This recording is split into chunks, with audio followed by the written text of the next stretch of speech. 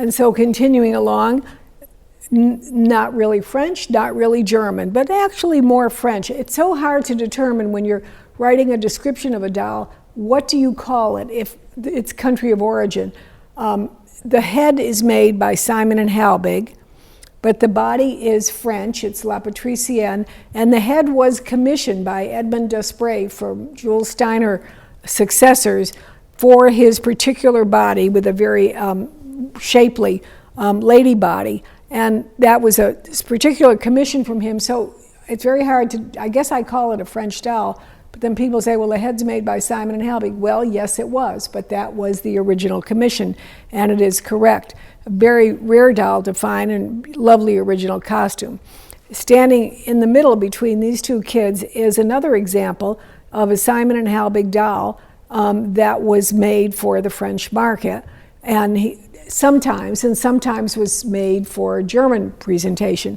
In this particular case, he's on a French body, and he's appearing as our ever-beloved and mischievous and devilish Polichinelle in his original costume. Wonderful doll with his bicolor hair, very great. Now, the two girls in white, wow, just wow.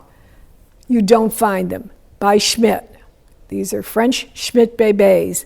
We have here a very beautiful one with that exquisite bisque and that plump little face and pale blue eyes. I mean, it's just absolutely stunning. You will ever not find that expression. But on the other side of her, right here, check her mouth, painted teeth, and smiling. So rare, so rare. Only a few others are known to exist of that painted teeth, smiling Schmidt bébé. Very rare. Standing above them are two bébés by Hooray. We saw the Hooray fashion dolls on the other side. Now we're looking at the bébés. And they were also made with the gutta-percha bodies and, in this case, with bisque hands, which is a very elegant little touch. These dolls have a wonderful story about them. They were found, one was found at about, I think it was about, I have to do the years now, it seems like it's about 25 years ago, in a Paris flea market, high up on a shelf, and they were looking at it and admiring it, and then I don't know if the dealer told them or if someone else told them, but they said, well, there's another one in the shop right a couple doors down.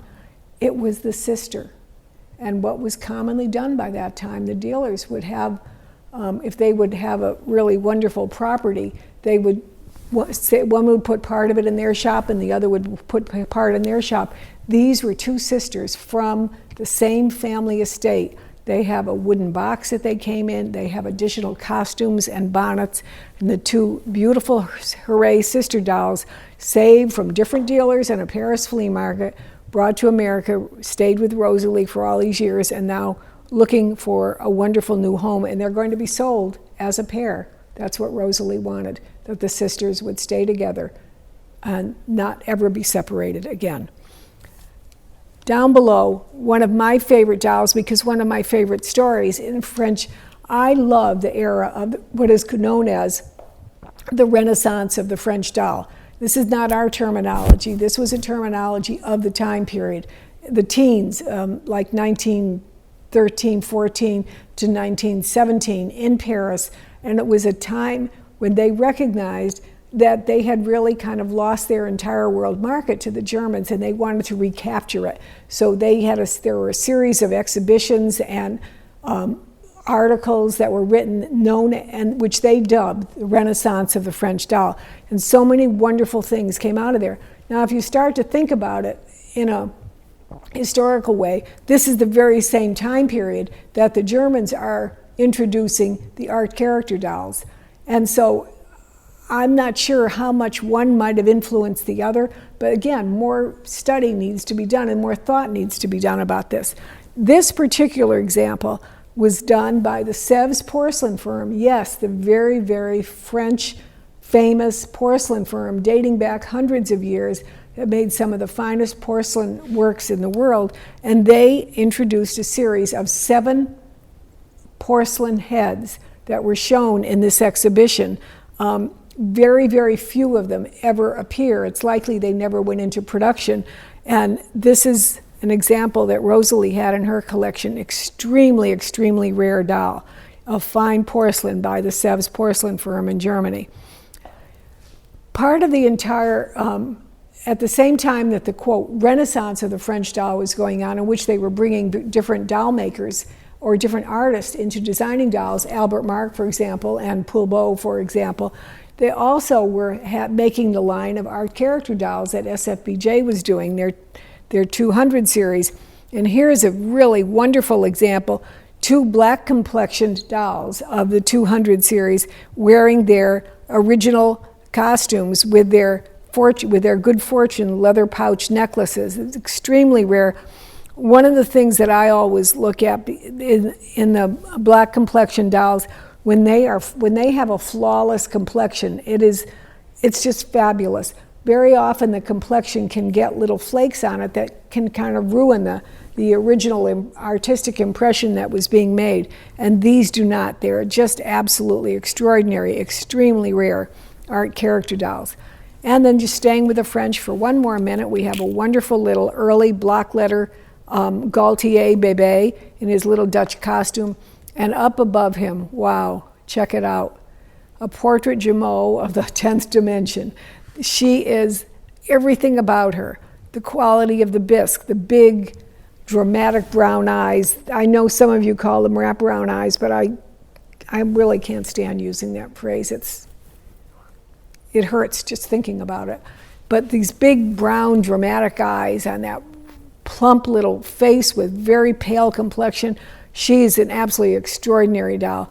And then next to her, another extraordinary Jumeau, the rare model to find, EJA, one of the first dolls that Jumeau actually marked with his initials, EJA. So then we're going to move into the German dolls that were being made during this time period, and this would be the early 1900s, a short span of time in which some of the most beautiful dolls in the world that have ever been made were produced. And Rosalie had them. She sought them out, people brought them to her, and she has wonderful examples. I love him. This fellow, and I'll show you his partner when we get there, right here, his sister. These are 2 examples of the painted eye Marseille character dolls. And when the camera looks at him, I hope they can come in on his eyes, because these are not just painted eyes. These are sculpted so deeply. I think he's one of the finest works of art in this entire collection. An absolutely extraordinary doll, and again, flawless, flawless bisque. Gebruder Heubach, of course, made many wonderful characters, and we have a laughing boy here. We have a wonderful little Cameron Reinhardt 131 googly with a smiling, impish face. Little doll by Recknagel in a little Boy Scout costume with painted eyes. The German dolls from the art character movement seem to leap back and forth between the painted eye and the glass eye. I think they really started with the painted eye when they started their movement, but they quickly learned that, I don't know, parents thought their kids liked those sleep eyes better. They were real. They were more real. So the painted eye dolls never really took off, which is one of the reasons they're so very rare today. Here's a small painted eye Marseille, smaller version of it. And then we have other examples. Oh, look at the Black Hilda in her exotic costume back there. Very, very fine doll and a wonderful, all original costume. Standing up with the green sculpted bonnet is a Gebruder Heubach. And when you look at it, you think to yourself, oh, that's just Baby Stuart with a different painted bonnet. No, it's a different model number. It actually, as it's marked and as Baby Stuart is marked, entirely different model numbers. And this one, I've never seen that sculpted bonnet like that before. Very, very different. This is a wonderful little boy. You think he's Cameron Reinhardt 101, but he's not. He's marked with a Bruno Schmidt number, with Bruno Schmidt and a model number. And yet he is indubitably the K-Star R101. What's that all about? Another mystery for you to be solved. It's quite fascinating. Look at her hair. Wow. That is great. That's like That's like an 18th century French court style where you put your hair in a poof and style it very high. And it's like, if you combine that with the expression on her face, her absolutely antic, look at me, kind of proud smile, it's like she almost had her hair done like that as a joke. But I'm not sure. It could have been a style of the region she lived in for her costume. It could have been a style of the time. We don't know, but that is entirely original, and it is a fabulous, fabulous hairstyle. 2 other little examples in front of her, 3 of them. We have these wonderful little characters with these very antic expressions on their face, and they are actually companions to 2 others that we have right down here. Actually, Rosalie had acquired this at our auction of the Hertwig archives of Germany. The family had been able to get the entire archives of their remaining Hertwig factory from Germany before the wall was built, and they just kept them in storage all of these years, and they finally decided to release them. And these 4 little characters, oh my God, those faces are unbelievable.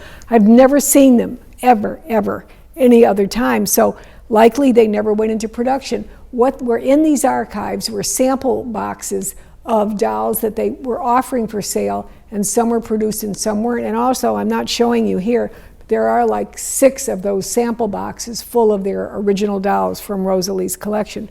Now, moving up the hill, see this girl? She has another great story. And when Rosalie tells about it in one of the videos that she does, she talks about how this doll was brought to them, and they were, and this was actually when the wall first came down, and this was one of the first dolls that were brought over and brought to them. And I want you to look at her. It is not a figurine, it is a doll. It's a shoulder plate doll, but I know that you're going to be thinking it's very, very similar to some of the pedestal busks that would be about this size, and it is indeed. And in fact, Rosalie was contacted by several people after she had the doll in the museum to say, I have that same model, only as a bisque figurine on a pedestal. So obviously the company was trying to branch into the doll world, but then, you know, things happened, and factories closed down, and it never got into production. And look at who is admiring her, though. Oh my gosh. Is he grand? Look at him. Cameron Reinhardt, there Carl, with brown sculpted hair. Absolutely wonderful. And by the way, here's another Cameron Reinhardt standing down here in original provincial costumes. Rosalie loved finding the dolls in these original costumes and really worked hard in trying to authenticate the regions that they came from. And that's a difficult thing to do. So kudos for all of that work that's being done. In the back, we have 2 more dolls from the the Simon and Halbig 1300 character series, as well as a little man in the middle is also from that series. The boy and girl look surprisingly alike, but then their model numbers are 1 digit off, like 1301 and 1302, and they and then you look at them, well, where's the difference? Where's the difference? And then you see she has a little rounded nose and he has a more refined nose. So little subtleties like that made all the difference. Another wonderful, laughing, rare doll by Gebruder Heubach, the gorgeous Simon and Halbig 152 lady, absolutely, absolutely beautiful. And a similar model made by Bawa and daughter with that very refined, a lady body. You're about the same height. She's glass-eyed. The 152 is painted eye, but very similar model. Check him out, Strugle Peter. He is great. Now, I had my doubts that he was original when I first saw him, and then I realized that in the German doll encyclopedia by the Sieslix, they show another one in the same costume. So obviously that was a special production run that Cameron Reinhardt did for a very, very short time, using the Moritz face, character face, and doing him as the wild-haired Strugle Peter, and he's that. And who's happy about him is Gladdy, in the largest size I have ever seen.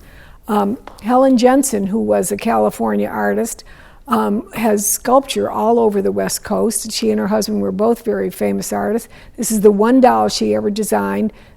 presumably was a sculptor of her daughter, and her name is Gladys. And Helen Jensen, I like to think about this, about the time that Rosalie was doing her museum. Helen Jensen lived in Seattle. She lived the end of her life in Seattle. She died in the 1990s sometime. And I often wonder if she ever made it to the museum, and maybe the family knows. I'd love to know that. It's a nice connection to my mind of thinking.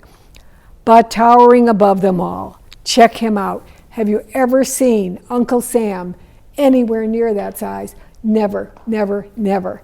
This is extraordinary.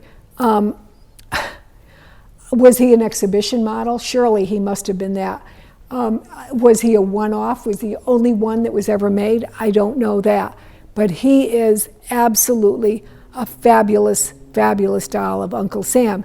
And who definitely thinks he's fabulous is Oscar Hitt Googly, Ginny, Virginia, Ginny for short. That was the name of the Googly designed by the American cartoonist Oscar Hitt. Very rare doll to find. And then there is the Inco Googly standing next to them with the little blonde bobbed hair and those great big round eyes that flirt back and forth by the wire mechanism at the back of the head. Wonderful to find. The rarities just don't stop. The two fellows standing up at the back we have from the 150 series, Simon and Halbig 150 series, boy, and then we have Cameron Reinhardt, boy, also as well. So the two of them up there competing for attention. A little swan girl in the front with her original embroidered costume. And I'm coming around and kind of like saving the best for last, because I'm going to show you two of the rarest dolls that you will ever see in the German art character movement. And we have here from the Cameron Reinhardt Company, their 105 and 106 models. Very, very rare dolls. The girl is the 105 model. Very, very few examples are known to exist of this particular doll. Deeply modeled features around the eyes and the mouth. A little open space between the lips is like a very expressive type of, lends her a very expressive look. And he is just looking at her saying, what did I do? What did I do? He looks at her in a beseeching way. Absolutely a wonderful doll. And we continue on. We have a bonnet-haired, a painted bonnet Kessner baby. We have other rare, this is a wonderful doll. This is a mystery doll, the 111. And we don't know who made it. Now I know, and Stuart hates it when I say this because he never thinks of this firm as being a really, I don't know, sexy firm or something. Adolf Witzes Lensis.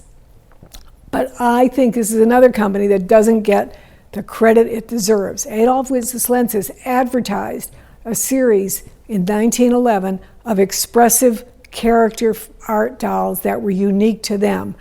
And nobody knows exactly what they are. However, many years ago, a gentleman in New Jersey published a book called Dollmark Clues. He had an interesting approach. This is probably 40 years ago he published these books. He had an interesting approach. And his approach was at actually looking at the way the dolls were marked. I mean, remember, he didn't have internet to work with. He had nothing. All he did was look at the stylized way in which the dolls were marked and tried to make a lineage of dolls according to that. And I always thought that was a great clue. It was a great way to try to work on it. The way this doll is marked is very, very identical to the way known dolls by Adolf Witzes Lensis is marked. So I say it's one of the possibilities. Other people have mentioned it could be a Simon Halbig, but we don't really know. Nevertheless, she stands as she is, a spectacular, spectacular doll. There's little Wendy, there's a little boy with a sculpted little sleep cap on his head, another wonderful Gebruder Heubach, the painted eye Armand Marseille, so many other wonderful dolls. Oh, and there's Moritz back there with sculpted brown hair. So many that I couldn't even have had the time to mention them all to you. It's been my great privilege to work with this collection, and I hope that I'm able to convey some of my enthusiasm for it to those of you who are watching this video. Rosalie did an extraordinary gift to people by sharing her ability to acquire these dolls, by sharing them in her museum, and now by saying, and now I'm gifting them back to the world, and someone else can have an opportunity to love them. And I'm very privileged to have been part of that process. Thank you all for watching.